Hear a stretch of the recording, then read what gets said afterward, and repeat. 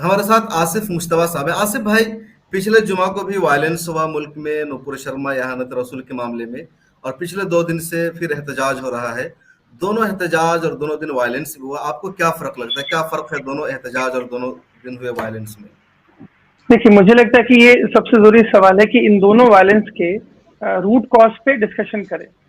मुसलमानों के प्रोटेस्ट को वायलेंट प्रोटेस्ट करना ये सरकार का काम होता है।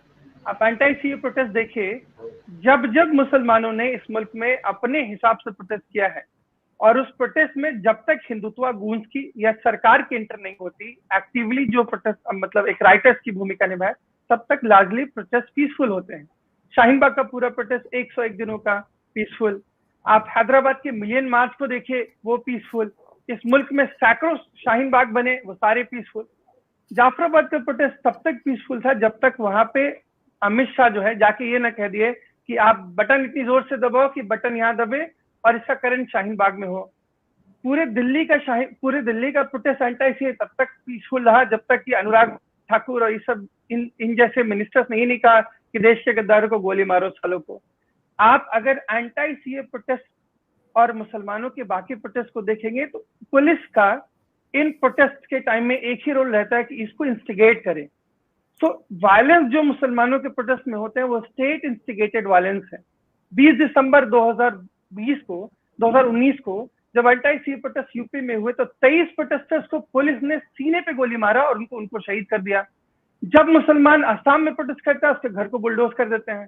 तो जितने भी प्रोटेस्ट वायलेंट हुए हैं, आप देखिए जितने भी प्रोटेस्ट यूपी के अंदर हुए हैं अफसल असलम की शान में गुस्ताखी को लेकर, पुलिस ने उस प्रोटेस्ट को वायलेंट किया है। अगर आप इनका वीडियो देखेंगे तो आप भीड़ को घेरते हैं, आप पहले से पुलिस तय करती है कि ये कहाँ पे एक नैरो पॉइंट है, कहाँ पे एक फोकल पॉइंट है जहां पे इनको रोक के लाठी चार्ज करे, इंडिस्क्रिमिनेट चार्ज करे।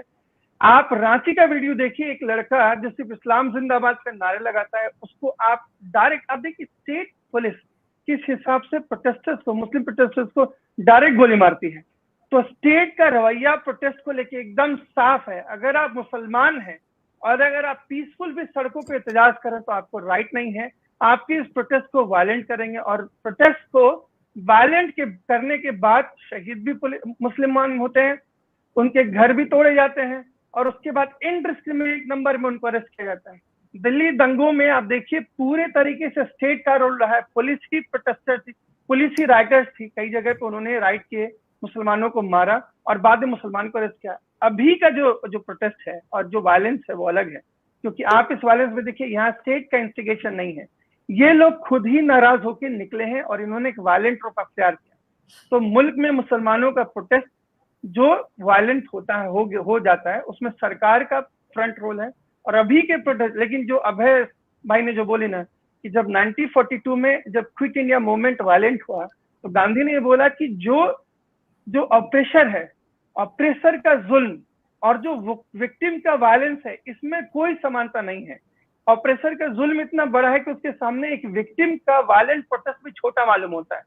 तो हमको ये सोचने की जरूरत है, जो बच्चा, जो स्टूडेंट अपने घर बार को छोड़ के हॉस्टल में 3 साल से 4 साल से तैयारी कर रहा है। आप देखिए आर्मी की ट्रेनिंग कोई बहुत सिंपल नहीं है, इसके तैयारी रिगरस है। 6 बजे उठ के आप देखिए सड़कों पे लोग दौड़ रहे हैं, अपना एक बहुत ही टफ एक डिसिप्लिन रूटीन मेंटेन करें। तो जो 3-3 4 साल से वो आर्मी की तैयारी कर रहा है, और ये देखिए ना बेशर्मी, जिन लोगों ने पुराने भर्ती नियम से भी जो भर्ती हुए हैं, आपने उनकी भर्ती भी कैंसिल कर दी।